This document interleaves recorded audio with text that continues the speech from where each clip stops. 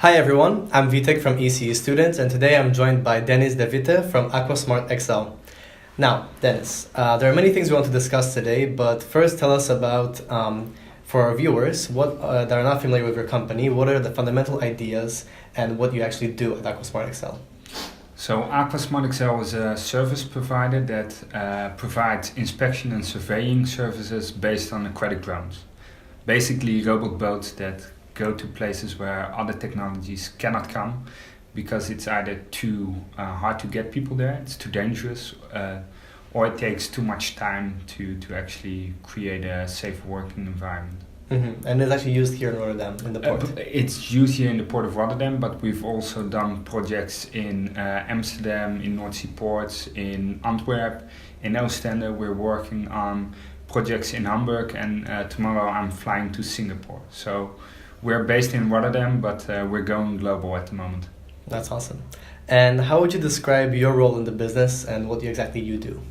So I'm one of the members that was with the starting team, the founding team of AquaSmartXL, and I'm currently basically the getting things done guy. You can call it manager of operations if you want to give it a formal title. But I'll make sure that we score the inspection and surveying projects and that we actually deliver the value that our customers need. Mm-hmm. And how did you get the idea for AquaSmartXL? Did you realize that you can turn this idea into a company immediately, or was it something that you worked on with a friend or with a group? Well, actually, about 5 years ago I worked at the Port of Rotterdam, and I worked there for an internship, mm-hmm. and at the end of my internship I gave back my key card, and that exact day one of the managers of the IT department also handed in his key card, and we walked back towards the metro together. He asked me if I had anything to do afterwards, and I kind of had to say, well, yeah, I'm starting a new study, chemical engineering. And he said, but we should work together. I have a few good ideas. And he talked about doing something with aquatic drones. This was in a time when flying drones were absolutely being hyped. And when he said aquatic drones, I instantly understood. They don't fly, so they won't come down if something goes wrong. The payload is much more flexible. You can provide a lot of insight. Mm-hmm. And I already had my experiences at the Port of Rotterdam, where I worked for the inspection department. So I instantly knew when he said aqua drones, yes, I see the value, and I think I can leverage that value into creating value for customers. Oh, so you two kind of started this over 5 years ago? Yeah, he was definitely first with the idea, but from the moment he talked about it, I instantly saw applications for it myself, and that's kind of how the idea grew. Uh-huh. And can you quickly say how this idea developed into a huge company now that you're developing throughout many locations? Yes, so it's quite clear that the idea we started with is not the idea that's successful now. We entered a startup competition. It's called PortXL. Mm-hmm. It's basically founded by the major international companies here in the Port of Rotterdam. Vopak, Van Noord, Port of Rotterdam, Ernst & Young, they all participate in the program. And we started with an idea with a buoy that would measure environmental parameters, and that would be dynamic. So basically a buoy that could go from A to B and collect data. We found out that collecting environmental data is cool. Everybody liked the idea, but nobody really wanted to pay for it. Mm-hmm. And Vopak was actually the company that said, oh yeah, but you're focusing on environmental parameters, you're trying to sell that to regulatory bodies and people that are actually into inspection. Mm-hmm. But if you're going to measure it, we want to know first, because if we do something wrong, we don't want an inspector to fine us. We actually want to figure out what's going on ourselves to fix the problem. Yeah. Prevent the... Yeah, so we had two focuses that shifted fundamentally, and the first focus was on environmental parameters, and the second focus was on governmental bodies such as the Port of Rotterdam or the municipality of Rotterdam or any of the legislators in the maritime sector. And we shifted from governmental bodies to companies because they were more willing to pay. And we ended up actually doing inspection and surveying services with aqua drones because, first of all, it was an easier a market to get a prototype for, a working prototype, and it was also a market where the business case was more clear because environmental parameters, everybody wants to save the world, but the business model was not always there. And now you have remote control drones that analyze the structures and you compare them to the actual designs, correct? And then you kind of send a report to the company whether it is still in the structure is still maintainable or if it's not. Yes. And then you do the analysis. Yeah. You all do the analysis here, you don't have to. The company just pays you to do it and then you do everything for them, right? The analysis. Exactly. It's turnkey projects. One of the things that we do is we gather enormous amounts of data, and what you do not want is to just dump a large data set to the companies you work for and then let them figure it out themselves. That's not where the added value is. So we actually create meaningful insight about the status of water-based assets based on the inspections that we do. And our aqua drones, they are the most recognizable factor in our business. But the true value is actually in the data analytics. I see. And to keep it short, we combine visual inspection with 3D modeling from water, with inspection reporting, and combine that in our own cloud solutions to create that insight in which you can instantly see what's going on with the asset. And you can also when you have a T0 measurement and you do that at T1 or whatever moment in time later, you can actually use the 3D models to calculate the deformations and the changes over time and actually predict that for the future as well. Oh, that's really good for the companies as well to see what happens and how they can develop them, the structures. And on top of that, we're constantly working to create more meaningful insight, and one of the ways we do that is to see in what ways we can create new data that gives more valuable insight. For instance, wall thickness measurements of metal constructions. We look at how we can actually assess the conditions of concrete. There are many things that we're working on that's not in our current offering just yet. So there's potential to grow. Oh, most definitely. The potential is enormous. Okay, that's really good. And moving on, what were the main struggles and obstacles that you experienced while starting the company and throughout the development of the products? So one of the key lessons that I've learned is that when a company says it's interesting, it doesn't mean they will actually buy it. So if you have cool technology, an aqua drone that can do environmental measurements, everybody thinks an aqua drone is cool. But not necessarily. Yes, you need to convert, and they need to be willing to pay for whatever it is that you do in order to create a healthy business. And just talking to people with a cool idea, that doesn't bring you to actual business. That's one of the things that we've learned. What I've learned myself as well is to keep believing, because there are a lot of naysayers and a lot of people that actually don't believe in what you do. And if I would have taken the advice of all the disbelievers, I would not be sitting here right now. Yeah, so confidence in your ideas. Yes, definitely. If you see the value, then go for it and don't stop. So where do you see the company going in the next coming years? We're in exciting times right now. I'm flying to Singapore tomorrow. If you ask me where we will be in 5 years, then we're going to be a global company that has entities on multiple hotspots in the world, especially harbors with a high traffic density, with good data infrastructure and a high value for human life, that's also needed. Yeah.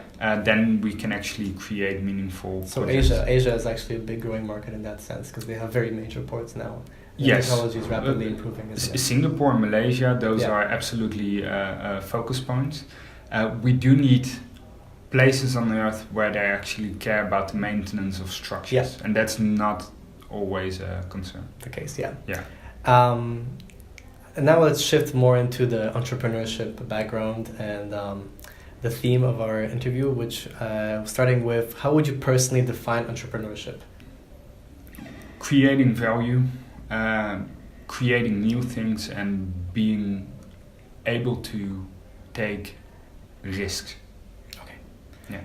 And what was your first entrepreneurial experience? Was it AquaSmartXL or was it some other smaller thing? To be honest, when I was in high school and when I was in university, I always said about myself that I'm not an entrepreneur because I am pretty risk averse. I think I was lacking confidence when I was younger. Maybe that was the issue. I actually left a good paying job to start AquaSmartXL, and basically that led me to a lot of insecurities about having income at all. And you have to be willing to do that, and you have to be able to do that, and you have to be confident in your abilities, and also confident in the support you have around you. Because if you have nothing and you risk being kicked out of the house, then that's a lot of stress. Guts, yeah. And I've been there, so I know, and it's good to have a strong background, a strong family around you that are able to help when needed. But looking back, you would say it's all worth it. Definitely, yeah. And what do you love most about being an entrepreneur? The freedom and responsibility, they go together. When you have a lot of responsibility, you have a lot of freedom, and you can create what you have in your own mind. And that's what I like. I do not have to worry too much about what I do as long as I get results. I can do it in any way There is I want. a creative autonomy for you Yes. that you wouldn't have in a corporation, for example, where you're controlled by... Most definitely, yeah. And what would how would you measure success in your role in AquaSmartXL? What is your measure of success? Is it growth? Is it revenues? Is it potential new partners? All of the above. I think that all the projects that come in is a good measure for success. Revenue is probably the hardest and easiest way to validate a success. But also partnerships and cooperations and co-creation. Actually, I honestly believe that when you always look for a mutual benefit with whomever you're working with, either a client or a partner or whomever, if you're always looking for mutual benefit, you're gonna excel harder yourself than when you only care for your own success. And how would you like people to remember you and your company? What is like the main message that people could take away? Ooh, that's a hard one. What I would like others to think about us in 5 or 10 years is that we actually made ports and waterways around the world safer, cleaner, and more efficient. Are you one of the pioneers of this market? Is it still a very young market? The aquadrome market and the unmanned services market, yes, that's definitely pioneering for sure. Yeah. Okay, so not much competition yet, but there is sure... I can still say with confidence and pride that we are absolutely unique in what we do. Okay, that's perfect. Yeah. And what is the most memorable experience you had as an entrepreneur? I think winning the Port Excel selection days, that was a big one. That's the moment that I stood on the podium and realized like, oh, my life might just have changed tremendously. Yeah. And it did. It's like a final kind of way of seeing that Yeah, this is going to work. That was a wake up for me. Yeah. A wake up call. Yeah. The final validation for you, in a way. Maybe. A more realization that whatever I was doing before it just had passed. Mhm. Yeah, that I was done with whatever I did before. This is the new way for me. A renaissance. Yeah, and a huge opportunity to grow. Okay, that's wonderful. And what advice can you give to aspiring entrepreneurs that might be watching this video right now? Believe in yourself. Believe in the value that you can create, and just enjoy the ride. It's about pleasure. If you don't like what you're doing something wrong. Mm-hmm. And belief. Yeah, Definitely. definitely. And what motivates you personally? Finding things that give me energy rather than doing things that take energy. Okay. How do you generate new ideas? What is like your brainstorming technique or the way you work with people to creatively create? I think that one of my key things that I do to come up with innovative solutions is to actually try to feel the pains of others, because you can create new technology just for technology's sake. Yeah. But my personal success comes from actually feeling where pain is, feeling where problems is, and trying to solve that. Mm-hmm. And if you can solve problems that other people cannot solve, then you're doing something right. Mm-hmm. And what would you say is your most valuable skill? Positivity and problem-solving attitude. Yeah, there's always a way. Always. Yeah, that's solid. And what has been your most satisfying moment in business? I think one of the first contracts that I got with a signature that I got from my input was a project at the Port of Antwerp, and that was the first time I saw a significant amount of revenue coming in, and that Is your accomplishment? Yeah, I think I still have the purchase order somewhere in a frame. Yeah, that was a big one. Wow, that's amazing. And that's basically the last question. And it's been a wonderful interview. But do you have anything else on your mind that you would like to share, or close off with some wise words for our viewers? Do more of what makes you happy. That's it. And that's it. And you got it, folks. Thank you very much. This was Dennis De Witte from AquaSmartXL. I've been Witek Robatowski from ECE Students. Thank you very much. Thank you.